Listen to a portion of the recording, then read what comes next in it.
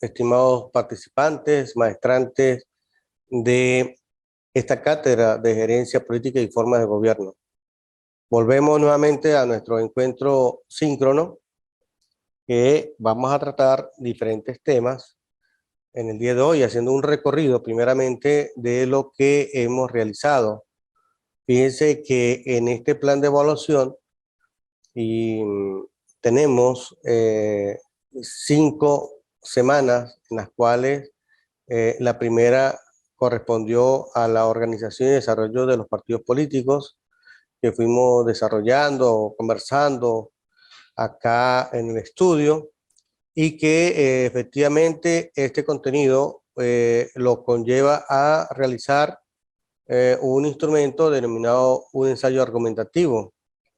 que debió haber sido entregado el día 23 de septiembre. La segunda actividad, que era la asíncrona, tenía que ver con la unidad 2, la comunicación en la política. Allí en la actividad síncrona hice una referencia sobre esta actividad, y en asíncrona pues se planteó lo que era la comunicación en la política, todo lo que es respecto a la parte de la estrategia en democracia, y hablamos de la agenda partidaria y la entrevista como tal. Y ese trabajo, por supuesto, debe estar compaginado respecto al manual que utiliza el IETSIT para los efectos de trabajo de investigación. Como maestrante de esta institución, el trabajo que ustedes tenían que realizar para este efecto era el trabajo escrito, ¿verdad? Habla de una exposición, y efectivamente pues ustedes realizan el trabajo escrito en Word con las normas pertinentes que solicita el IETSIT, y un video corto sobre una exposición de las láminas que ustedes muy bien pueden hacer y montarlas en plataforma. Recuerde que las evaluaciones de esta maestría tienen que ser efectivamente, ustedes como maestrantes deben ser colgadas en la plataforma para poder ir llevando a cabo la evaluación. Esa, por supuesto, tuvo que haberse entregado el día 30 de septiembre. Luego vino la actividad síncrona, que estuvimos hablando de la transparencia y la rendición de cuentas. Hablamos de las campañas electorales, el financiamiento de partidos políticos, controlando todo lo que tiene que ver con la corrupción y la voluntad política. Que efectivamente, pues, esa actividad se llevó a cabo en la clase respectiva, y el trabajo que debe hacerse en esa actividad es un ensayo crítico. Quiero hacerle referencia de que un ensayo argumentativo tiene sus elementos. El ensayo como tal tiene 3 elementos, obviamente. Tiene introducción, desarrollo y cierre, conclusiones, pues, con sus referencias bibliográficas pertinentes. Pero cuando se le agrega el calificativo argumentativo y el crítico, tienen sus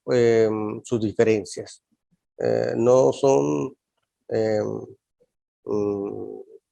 demasiadas entre sí, pero sí hay un tema que respecto a la argumentación, respecto a un contenido, a una cita, a una experiencia que ustedes tengan, a diferencia de una crítica que ustedes no comulguen, o no están de acuerdo, o no están efectivamente en esa postura del autor que ustedes están asumiendo. Esa actividad debe haber sido entregada el 7/10. Y en el día de hoy, ¿verdad?, vamos a trabajar lo que tiene que ver con las formas de gobierno, que es la unidad 4, ¿verdad? Aquí en las formas de gobierno, la teoría de división de poderes Montesquieu, la teoría de régimen parlamentario, la teoría de régimen presidencial, que está en la preeminencia del órgano ejecutivo. Entonces, por supuesto que acá vamos a tocar el tema con respecto a estas formas de gobierno que me parece interesante, porque si se pone a ver ustedes respecto a lo que es el, el título de la materia, pues obviamente que este es el objeto principal que tiene la gerencia política respecto al tema de las formas de gobierno. Y por supuesto que es un trabajo escrito y una exposición. Y por supuesto que el último, que precisamente que tiene que ver con la continuidad de esta forma de gobierno, que es los sistemas presidencialistas, el sistema parlamentarista y los sistemas mixtos, que para el día de hoy pues, también vamos a hacer énfasis sobre esta situación, hoy 14 de octubre, que tiene que ver con el artículo reflexivo. Fíjense que es la continuidad, lo que la unidad 5 que coloco acá como síncrona es la continuidad de la unidad 4. Es decir, que nosotros en esta materia, gerencia política y forma de gobierno, tenemos solamente 4 unidades, pero tenemos 5 semanas, por eso que se hizo una división al final de la unidad 4, una parte de las teorías de la forma de gobierno y la otra es respecto al sistema, una sobre teoría y la otra sobre los sistemas. Vamos a hacer un recorrido, voy a tomar acá, voy a dejar de compartir esta lámina, voy a irme a ver, compartir, a ver si logro ver acá la primera, unidad 1. Voy a hacer un recorrido rápido de este contenido. En cuanto a lo que hemos visto, las láminas que se le han puesto a ustedes para que vayan guiándose. Quiero hacer una acotación previa que muchos docentes tal vez no les han, al inicio de que ustedes, al inicio que ustedes toman la escolaridad de la maestría, quiero hacerle referencia de que todas las materias que ustedes realizan en escolaridad deben ir dirigidas ellas tienen un contenido, obviamente, unas que son orgánicas y otras que son complementarias, pero todas tienen que ir dirigidas, todas las investigaciones deben ir dirigidas a su objeto de estudio. Aquel objeto de estudio a la cual ustedes al final de la escolaridad deben realizar un trabajo de grado en la cual va a sellar toda en la praxis, en la experiencia de ustedes, ese epísteme que cada uno de ustedes tiene, va a cerrar con ese trabajo de grado que ustedes van a realizar al finalizar la escolaridad. Y por supuesto, la investigación le va a arrojar en cada cátedra, bueno, póngale 4 actividades, y en 4 actividades ustedes consulten 10 o 12 o 15 autores referente a la materia y que todas deben ir direccionadas al objeto de estudio de su trabajo de grado. Por eso es importante que ustedes tengan claro que a la medida que ustedes vayan haciendo su investigación, vayan a ir vinculándolas con su objeto de estudio que deben ir más o menos pensando en la constitución de ese trabajo de grado para la tesis. En esta cátedra, fíjense que yo coloqué acá la gerencia política y formas de gobierno, que es su título correspondiente, y se hablaba pues que la gerencia como tal y la forma de gobierno van a permitirle a ustedes mantener un perfil de lo que es ciertamente lo que es la ciencia política en el ámbito de la gobernabilidad y todo direccionado a lo que es prácticamente a una política pública que se genera en los ámbitos de cada nación. Cada nación tiene su propia gobernabilidad, partiendo de los poderes públicos, su poder público nacional, el poder público regional, el poder público municipal. Pero toda la gobernabilidad tiende a ser parte de la política pública de una nación.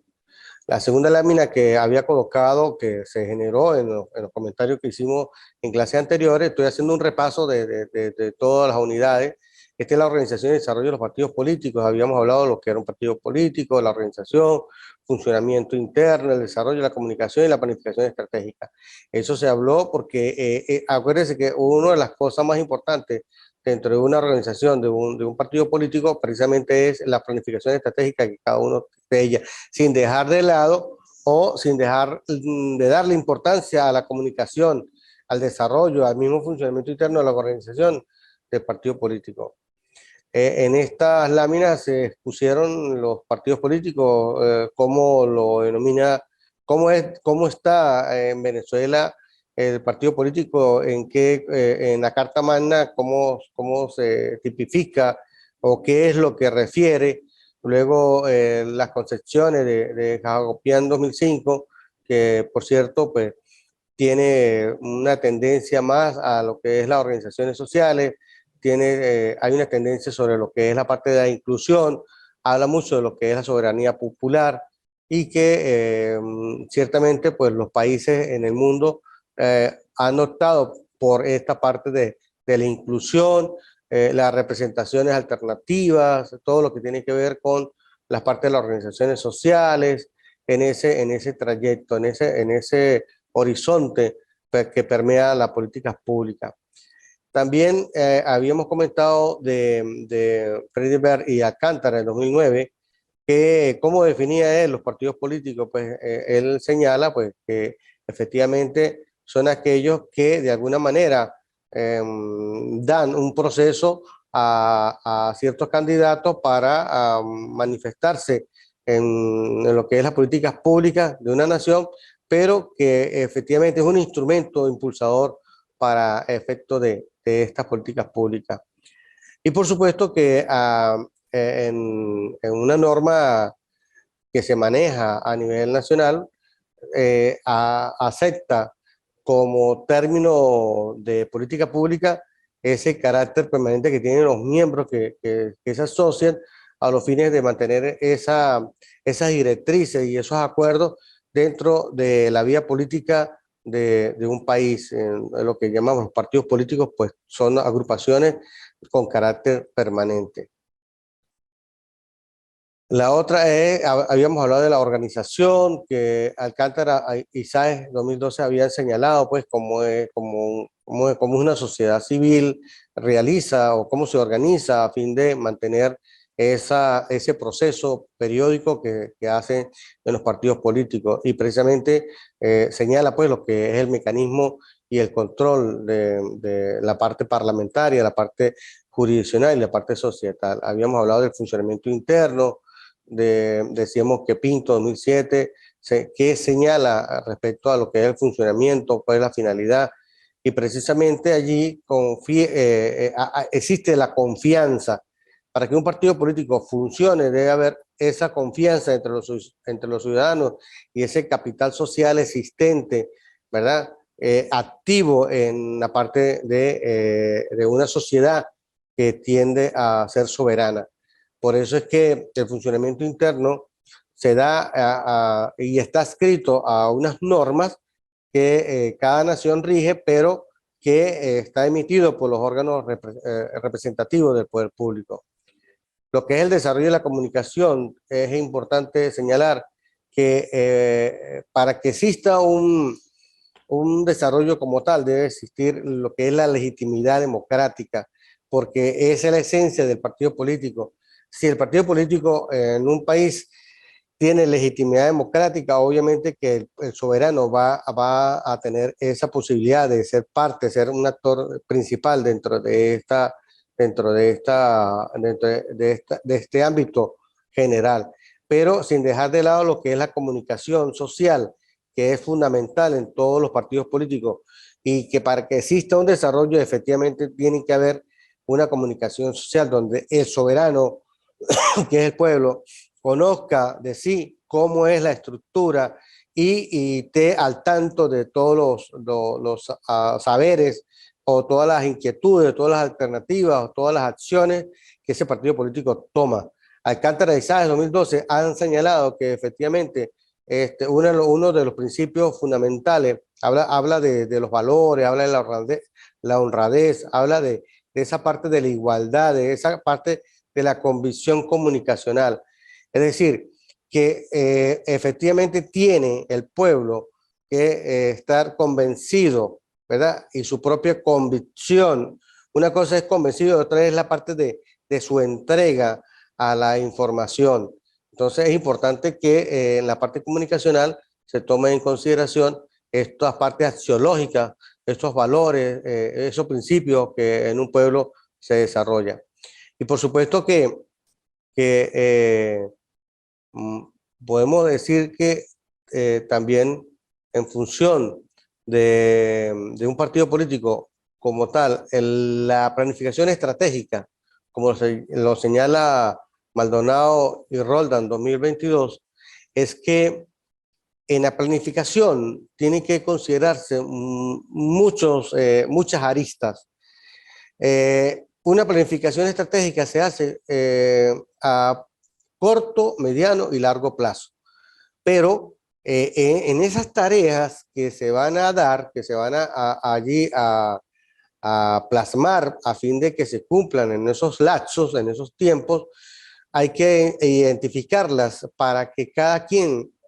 conozca con precisión de qué trata y cuál es su propio contenido,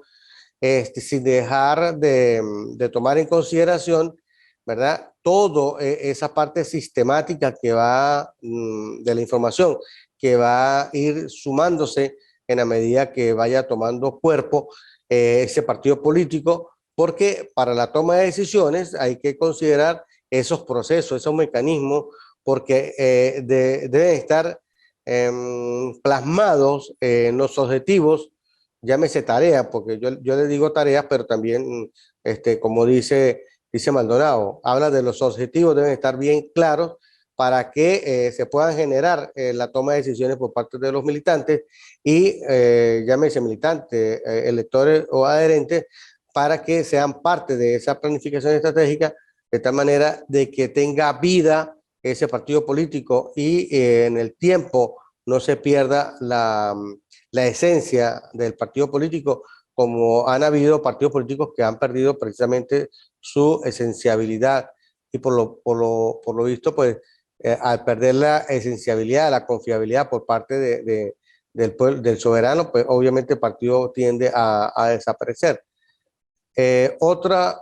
Aquí estamos esta lámina, vamos a salir de ella, vamos a dejar de compartir, vamos a tomar otra, a ver la unidad 2 que tiene que ver con la comunicación en la política, vamos a la unidad 2 que era una de las que habíamos conversado también en la parte de la gerencia política y formas de gobierno, lo que es la unidad 2, la comunicación en la política. Una de las cosas fundamentales que tiene que tener un partido político es precisamente la comunicación, porque tiene que asumirse una estrategia democrática a los fines de poder tener dentro de ese mensaje de la agenda partidaria que tengan los líderes de ese partido político, tener un mensaje claro, un mensaje de agenda. Muchas veces en los partidos políticos, los líderes de un partido político, a ser empíricos, al no tener precisamente esa posibilidad pues, de, de comunicación, tienden a perderse dentro de los escenarios de la vida política de un país. Es fundamental considerar que aparte de lo que es la estrategia democrática, el mensaje de la agenda partidaria, es la entrevista, que no se debe dejar de lado. Ya ya vamos a hablar de este tema. Fíjense que en parte la comunicación en la política que se había comentado, efectivamente se dijo que es de vital importancia en el proceso mediador y de la entidad disciplinaria en la ciencia social de un partido político. ¿Por qué? Porque allí donde se transmite todos los elementos esenciales que los medios de comunicación tratan a fin de que ese partido político tome y asuma dentro del sistema de la ciencia jurídica un estricto control. Igual que para efectos de una estrategia democrática debe haber, por supuesto, un conocimiento previo de lo que es la comunicación. Es un derecho abierto a los ciudadanos que de alguna manera no es reservado porque todo ciudadano pues es parte de lo que es la comunidad comunicacional en un país democrático. Por eso que existen garantías constitucionales de información veraz y oportuna. Hay que, cada comunicador social pues, tiene que ser parte de esa deontología que su profesión le permite, sobre todo lo que es el principio de la responsabilidad dentro de ese vínculo de lo que es la parte de la parte societal. Igual que el mensaje de agenda partidaria no debe dejarse de lado porque de alguna manera hay que elementos fundamentales para seguir adelante, porque sería una forma de convencimiento a todos los actores políticos y que en la modernidad pues democráticas ha sido muy amplio todo el sistema informativo,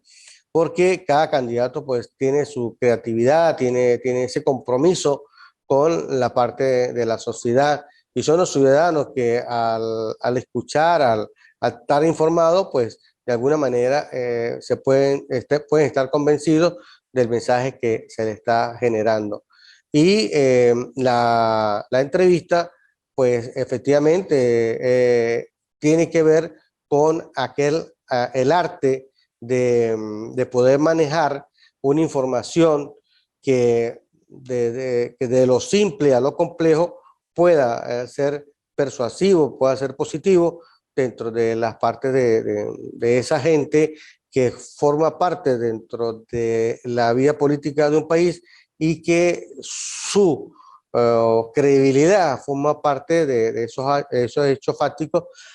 que los líderes de un partido político le van a dar ese convencimiento. Por eso es que debe haber esa parte axiológica, esa parte de la honestidad, la parte de la racionalidad, la confianza, esa calidad natural y la sinceridad que deben manifestar los líderes de un partido político para que de alguna manera se desarrollen los objetivos comunicacionales y la misión que ellos tengan. También podemos observar que la entrevista es un mecanismo de obtener información y existen unos protocolos, una forma de obtener la información o el mensaje, dar el mensaje que sea claro, conciso, convincente, ¿verdad? Donde efectivamente ese profesional, aparte de ser respetuoso, sea dinámico, directo, que sea honesto, la sinceridad es fundamental, porque de alguna manera pues debe haber esa parte de romper el hielo a través del humor, a través sin perder la seriedad, por supuesto, y que es fundamental mantener un vocabulario comprensivo y positivo. Seguidamente vamos a cerrar acá esta lámina, vamos a ir a compartir la unidad 3 que tiene que ver, a ver qué tengo acá, que es la transparencia y la rendición de cuentas, que también la tratamos en una clase, lo que era las campañas electorales, financiamiento de partidos políticos, controlando la corrupción y la voluntad política. Estoy haciendo un recorrido de toda la materia como tal hasta la fecha de hoy, que es lo que hemos hablado, que se ha dicho, que se ha contemplado. Hemos dicho sobre las campañas electorales, cómo deben ser las campañas electorales, en qué consisten las campañas electorales, cuál es el mensaje que debe darse, en dónde debe estar sujeto, cuáles son los elementos axiológicos que deben sumarse en una campaña electoral y que por supuesto toda campaña electoral debe estar regida, debe estar normada, porque no puede estar aislada a los procesos legales de una nación. Por eso es que los partidos políticos, para generar campañas electorales, deben irse a la normativa que rige cada nación respecto a esa fundamentabilidad técnica que sea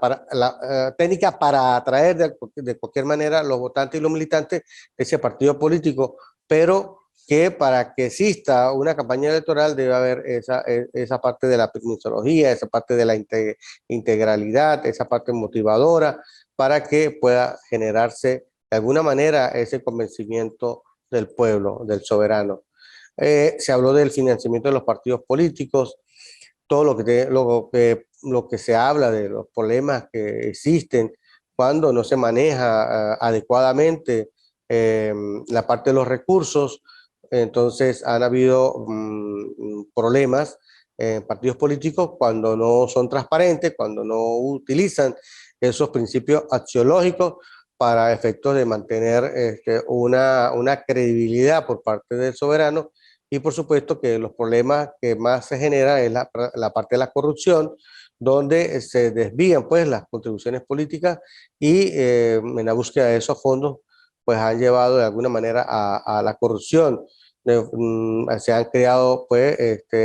distorsiones donde se deja entrever esa transparencia y por supuesto que no le garantiza al pueblo ninguna posibilidad de tener credibilidad en ese partido político, ni mucho menos de los militantes. Y por eso es que existe una gran cantidad de barreras financieras, producto de no haber transparencia ni tampoco rendición de cuentas del partido político y como consecuencia por los problemas de la corrupción. Entonces, ¿de qué manera debe controlarse la corrupción? Bueno, a partir de la voluntad política de sus miembros, de sus actores principales, para que de alguna manera formen parte y que sea relevante esa distribución de esos recursos en cada uno de los partidos políticos, basados precisamente en esos indicadores de la transparencia. Deben elaborarse esos informes fiscales, los datos que sean transparentes, que sean claros, que sean vinculantes, que se lleve a feliz término la exposición de los ingresos y los egresos de los bienes patrimoniales. Y para usted contar esa cantidad de gastos electorales que se hace en una campaña, no es libre, tiene que hacerse a través de unas rendiciones de cuentas, por eso que está la parte de la parte financiera, para los efectos del control y las auditorías que cada partido político realiza.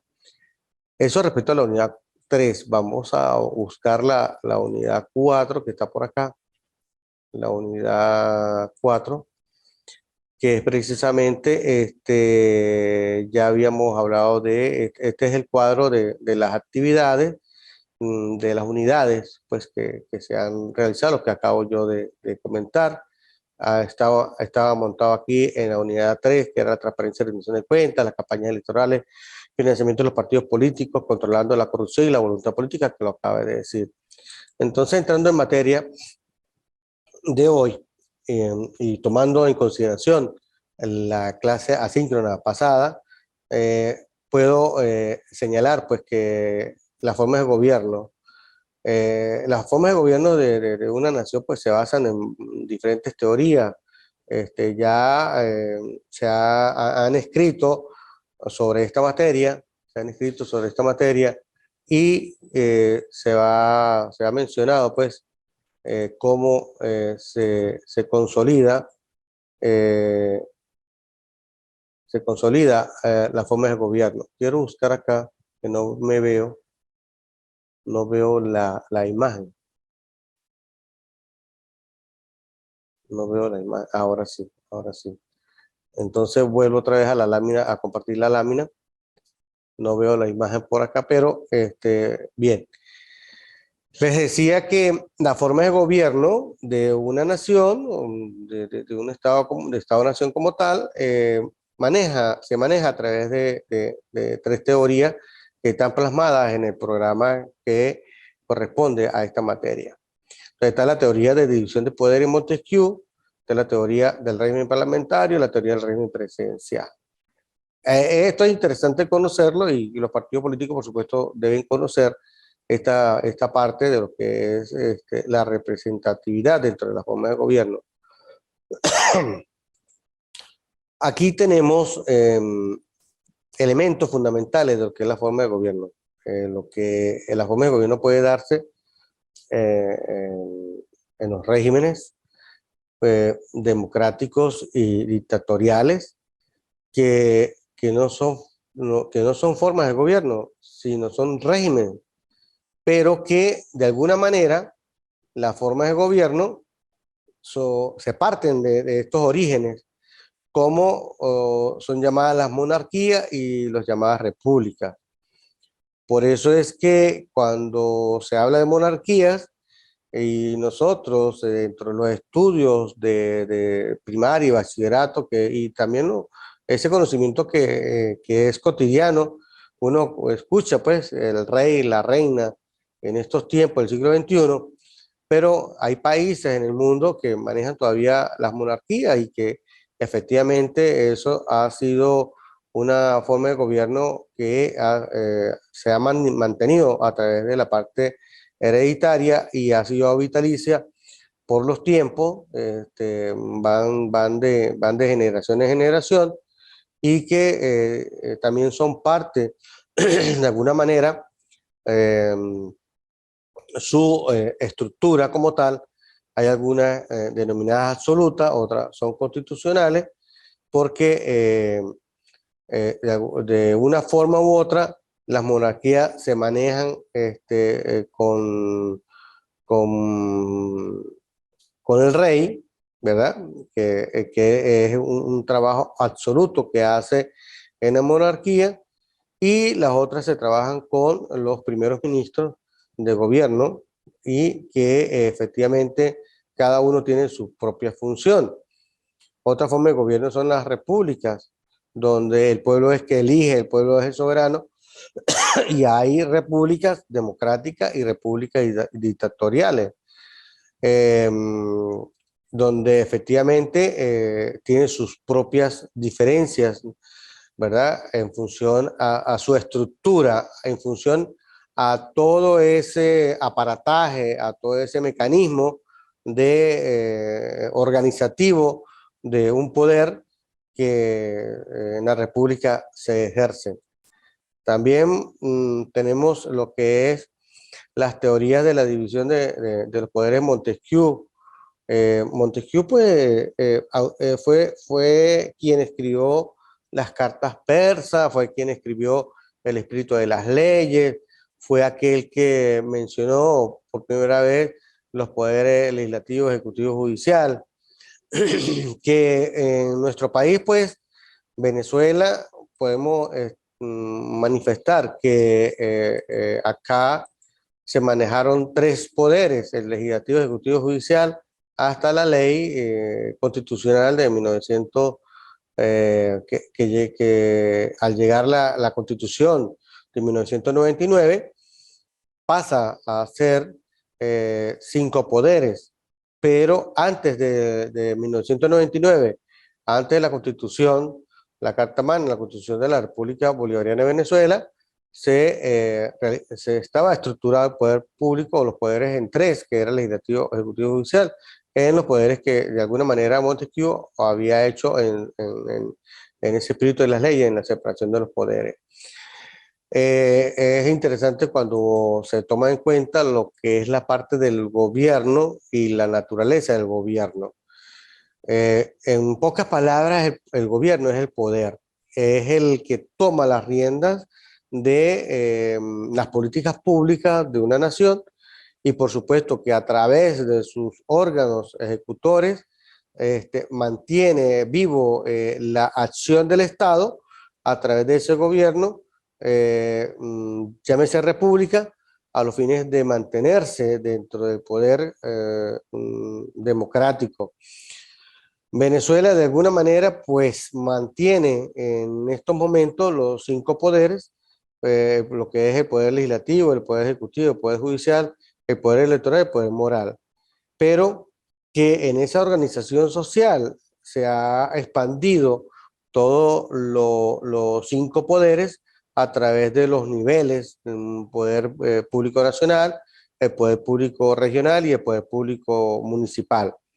Por supuesto que a nivel nacional se considera, se toma en cuenta la Constitución de la República Bolivariana de Venezuela, y en otros niveles regionales y municipales igualmente, pero hay unas consideraciones pertinentes en cada uno de los estados, porque hay estados que tienen sus propias constituciones estadales, al igual que para regir todo lo que es la administración pública junto con las leyes nacionales, las leyes orgánicas, las leyes constitucionales o los códigos orgánicos, como la ley orgánica del régimen municipal que se rige a través de los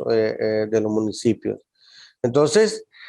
hablando de gobierno, hay que considerar una serie de principios porque desde el punto de vista axiológico, los gobiernos no se mandan, no se toman la rienda por propias voluntades, sino que se rige a través de unos protocolos, a través de unas normativas, a través de la Carta Magna, que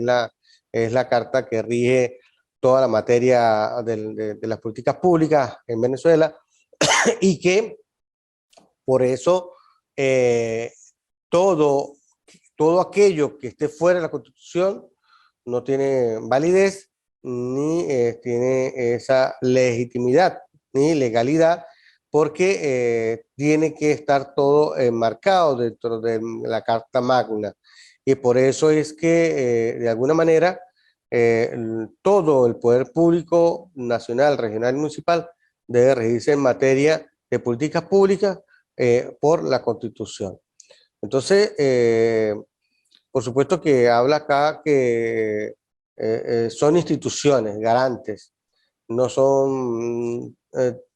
tiránicos ni despóticos lo que es los poderes. Cada uno tiene su propia autonomía, cada uno tiene su propia funcionabilidad, cada uno maneja las políticas públicas basadas en la normativa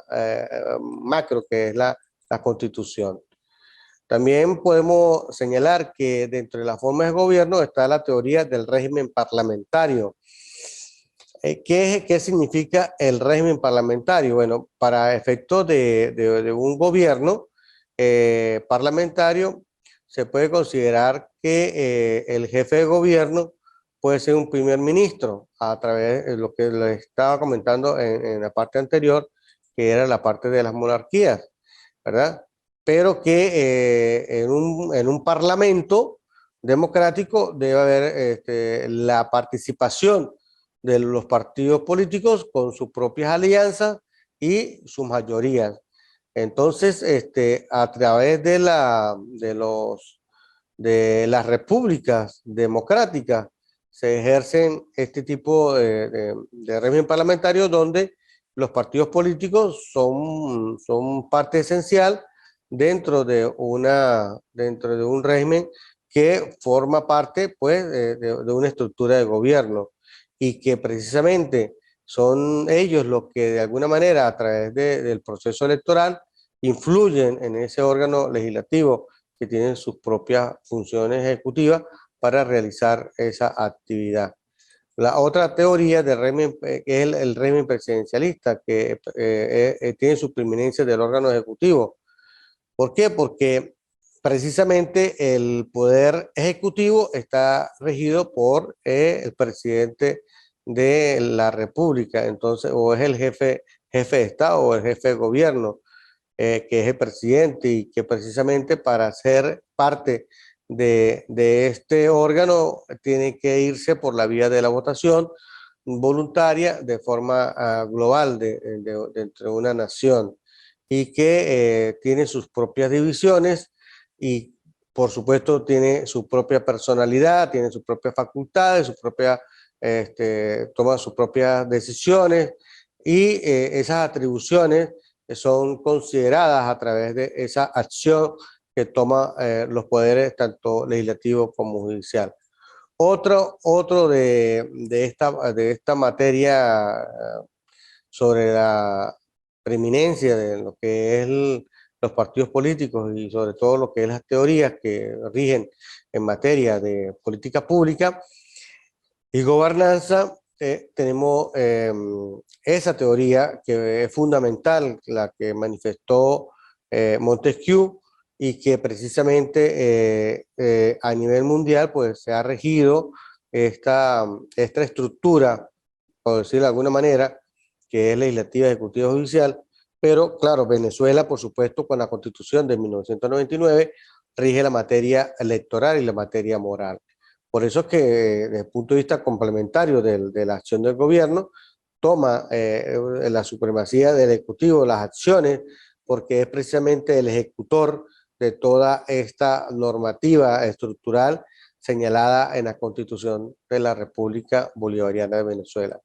Como pueden ver, entonces hemos dado un recorrido de lo que es la forma de gobierno, lo que es la teoría de la división de los poderes de Montesquieu, la teoría del régimen parlamentario, la teoría del régimen presidencialista, la preeminencia del órgano ejecutivo.